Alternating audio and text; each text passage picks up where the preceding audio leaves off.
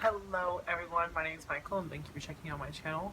I would first like to say a huge thank you to all of my new subscribers, aka all of you, as I'm still very new at this. Um, I'm just shocked at the great response that I've been receiving in the last day for my Pochette Matisse unboxing and talking about that. My video before that only got like 16 views, I think, or something like that, and this one has already over 800. I'm just blown away by your kind compliments and comments over the bag and myself and my setup. So I'm trying to give you back this, and I'm using my little sister's light because she's also a YouTuber, but a fitness YouTuber. Go find Brooke Marino. Um, but anyway, I did have a subscriber want me to do a little tag. I'm trying to find their name right now, so I can give them credit. I don't know how to pronounce it fully, but hopefully I don't butcher too bad. It's Eda Elid. I'll put the name on the screen so that you can go and see what she's up to. I don't think she has videos, but she's so sweet. Like, she's commented on a couple of them, and she warms my heart. But anyway, so I'm going to be doing the best, the worst, and the most dramatic tag. So excuse me if I'm looking aside. I'm actually going to be looking at the questions from my laptop on the side. And so let's just get on and get started.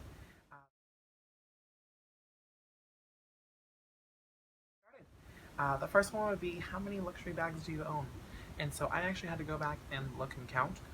So I used to work way back when for Fossil, and so I don't count those bags as being luxury. I think at the price market, so I have a bunch of those, but I'm not going to count those.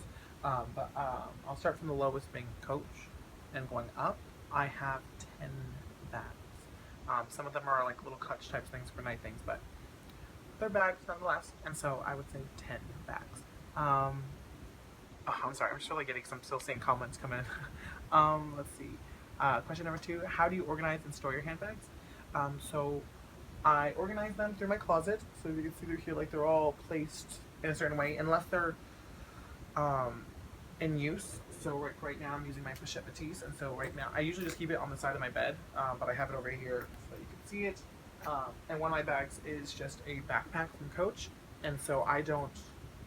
This is my throw, like my, as Charles Gross calls it, his dump bag. I use this one as my dump bag. Like, I will throw this around. It's pebbled leather. It's super durable. And so these two are the backpack. I just leave it wherever it lays. My current bag that I use, it's usually on my bed next to me, so that it's like right next to my door. I have a weird setup, but I will stuff the rest of them if they need stuffing, and I have them sit in my closet in their respective windows. But let's go to the next question. Number 3. What was your first handbag purchase?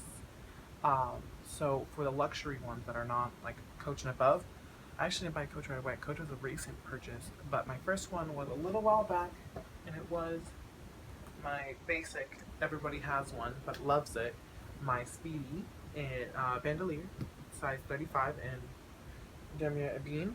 What I really wanted was the Tadao PM, but then I was also still getting into the idea of spending this much money on a bag. I was working 2 jobs and going to school full time at the time, and so putting down $2,000, I believe, on one bag at the time just seemed insane to me. And so I was like, no. And I like, this was back when the idea of duffels for men, for everyday bags, was something that was so popular. So I was like, you know what? Let's get it. It's popular.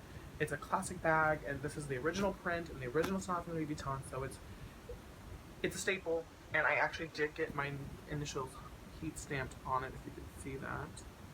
So little MG on it. Place that right back down to his home. But yeah, that was my first purchase. Let's see. What was your first handbag purchase? Number 4, what was your newest handbag? So you guys already know that, and I really thank you for it. But it was my Pochette Matisse in Empreinte leather in noir. I'm using it right now, so she is not full to the brim just because I took a couple things out. But I have some chapstick and all that other fun stuff in my wallet back there that you probably can't see.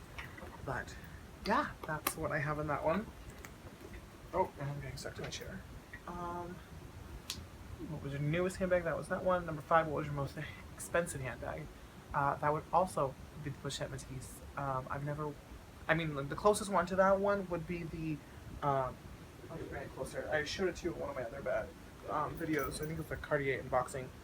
Um, it would be the Monogram Eclipse Explorer Messenger or Briefcase. I don't remember the name exactly, but this one, actually, this one might be more expensive. I know they're like $20 before tax difference, but yeah, this one or my Pochette Matisse, which were actually my last two bags that I purchased. Like this, that right back right there. But yeah, so it'd be one of those two. I don't remember which one is more expensive. They're in the same price range. Let's see. What was the most dramatic handbag buying experience? And again, it would be one of these two bags. I told the story about my Pochette Matisse um, in my unboxing, so you're more than welcome to go check out that story or that video. If you want to hear a dramatic story, another one would be my Monogram Eclipse purchase. That one, I pre-ordered that one like right after the runway. My sales associate texted me like, "Did you see?" And so I drove on over, pre-ordered it, all that fun stuff, and I did have a wedding coming up days after the release was supposed to be that I wanted to wear the bag to. So I'm like, hello, this looks super chill, like with a suit, will look so good. And so it's supposed to come out, I believe, on the 15th of June or April or whatever the month the wedding was. And the bag didn't come in. And so I know I shop at Bloomingdale's, so we don't get the product that other locations would get as fast and stuff. But I didn't know that at the time. I know that now. But so I was wanting it. I called in and I texted her asking on the day of. I'm like, is it here? Is it here? She's like, no, I got pushed back again. I'm like, oh, my wedding's in 2 days. And so on a whim, I called for a day of drive as I was heading over to LA for the wedding, and they had a bag that was not on reservation. That was the exact bag I wanted, and so I raced over there right before the wedding, got the bag, put all my stuff in it because I was using the Tadao bag prior to that. Put all the stuff into the Eclipse bag. They boxed up my Tadao bag, and I walked out with the bag in hand and shopping bag with my bag I walked in with in the bag. I put it in my trunk and I drove straight to the wedding, and it was like that. It just the speed of which I had to do it all so I can have it for the event I wanted to use it for was crazy. So I would say that definitely is the most dramatic story I have because I didn't need the bag. I don't need any of these bags. I don't need any of these things, but in that moment when you have this certain style that you're going for, you want that style. But anyway, so let's go to the next one. So let's see, that was number 6. Number 7 would be your current favorite handbag store. Well, if you can tell from all those boxes up there, most of the boxes hide that one. And a couple of them up there if you can see them, or the ones over here. Louis Vuitton is my go-to store for a mixture of reasons. One, Bloomingdale's has phenomenal experience. Our sales service experience. I can speak English. In comparison to wherever else I've gone, and a lot of the other stores I've shopped at, they don't give the client services that I guess I've become accustomed to at Louis Vuitton, whether it be the parties or just checking up on your day. For a second I thought I wasn't recording, sorry. But even just standing behind your product. So like Versace and Hermes, like I love them, but I don't buy much from them because there's no returns. And the same thing with Cartier, they don't do returns. And I'm like, I have never returned anything to Louis Vuitton, but the idea that they understand that you might have buyer's remorse, or that it might not be the color you want, or what have you, or you were just thinking about it and you might as well get it and then fully decide once you have it in your hands. I like that. Or that the stitching comes undone on my Speedy or something and they apologize, take it in, get it repaired, no issues. I like that. I didn't like having Versace when I was looking at buying a bag there.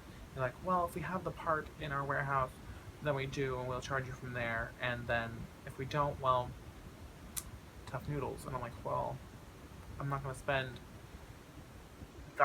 literally thousands of dollars on a bag that can break down at any moment, and there's no, in the sense of security, because these, not investments because I'm actually using them, but they're expensive, and I want my cost per wear to be there.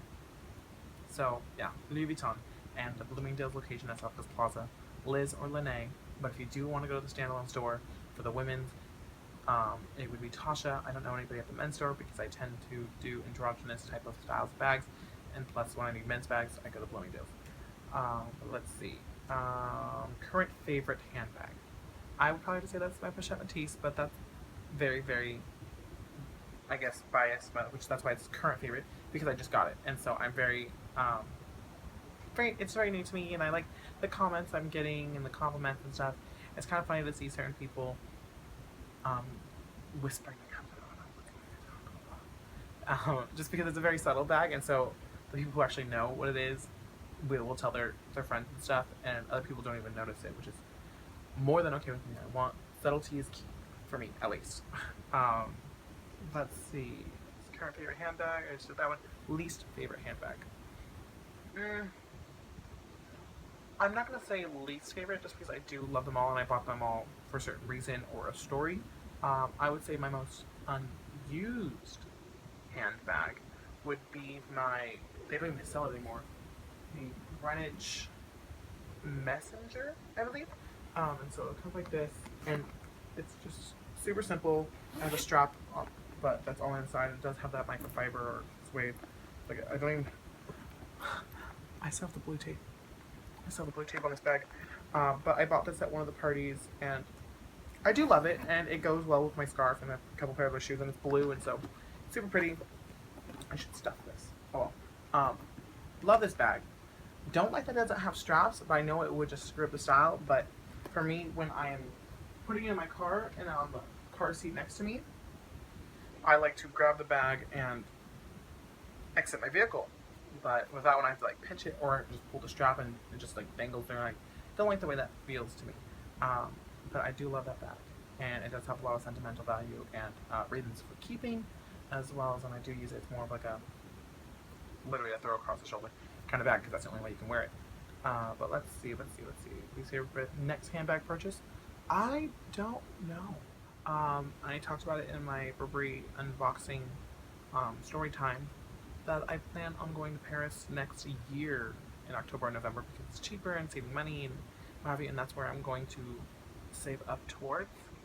To go shopping, I do plan on buying the Horizon 55 in Eclipse at that point, and who knows what else. I might get in line at Hermes and take my whack at getting a Kelly bag. As much as I love the silhouette of the Birkin, which I guess I'm going to pair up 10 and 11, which is the question for 11, which would have been, what is your dream bag? So the Birkin would have been my number one. I'm just getting relaxed. Oh, that's my the Birkin would have been my dream bag. And it's a gorgeous, gorgeous bag.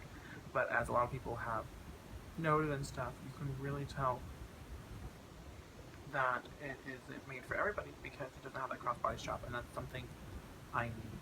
Like, I do like having top handle type of stuff, and I wear the to-down bag a lot, top handle style, but I still use a crossbody, and I know I wouldn't use it as much as I would like to have a crossbody. And then it's just the history between them both. The Kelly is older. Kelly is actually, I'm not gonna say the original handbag, but the Birkin was made because Jane Birkin, I believe her name is Jane Birkin. Wow, I'm feeling right now. She wanted the Kelly bag, but it was too small for her, and so I'm like, you're going OG gangster. Like, when I start with a brand by getting a handbag from them, I like to get a little bit of history from it, and so that's why the Speedy has the original print that Louis Vuitton used, as well as the original style handbag. Yeah, it's a different size, but it still has that history there. And so I think my dream bag and possibly my next bag will be the Kelly, but that wouldn't be for a couple years. Who knows if I'm going to pick something else up before then. I hope I don't, because I'm trying to be good, as I have to buy a place. My family was gracious enough to let me live here for the time being, because my roommates want to place themselves as they're young and married and want to have kids, so I understand that. But my family is now moving to Texas, and so we're selling this property, and so I need to find a new home in the next couple of months and really figure out what my next plans are, because I'm still in school finishing up my last couple degrees. But yeah, that will be it for my rambling. I don't even know how long this video is because I've had to send in my video to my laptop twice now. Alright, thank you for watching. Please like, comment, subscribe. Oh, One thing I forgot to mention is that I do have an Instagram page. The Instagram is actually older than the YouTube, and the YouTube I can't even name until I have 100 subscribers. So my Instagram is mg.at.lv. It really just stands for Michael Garcia, anything Louis Vuitton. Um, it's just because my regular, if you want to see my regular Instagram and see what I do in the daily life, that'd be mg.at. But just to make it a little bit different so that my regular friends who are not into luxury goods, they don't have to like be seeing me posting all luxury stuff. So it's mg.at.lv. I'll leave it right here, or right here, or right here, or just in general. My Instagram's going to be right there. Feel free to follow. I am the king of franken rambling. Anyway, thank you so much for watching. If you'd like to see more, please comment and like to let me know that I'm doing well. If you think I'm doing bad and I need to work on things, please like or dislike. I don't give a crack. But just so I know that you're there. And there is definitely always room for improvement. Like, comment, subscribe, dislike, do what you want, but just let me know that you're there. And we'll have a good time. Thank you so much, and have a great day. Bye.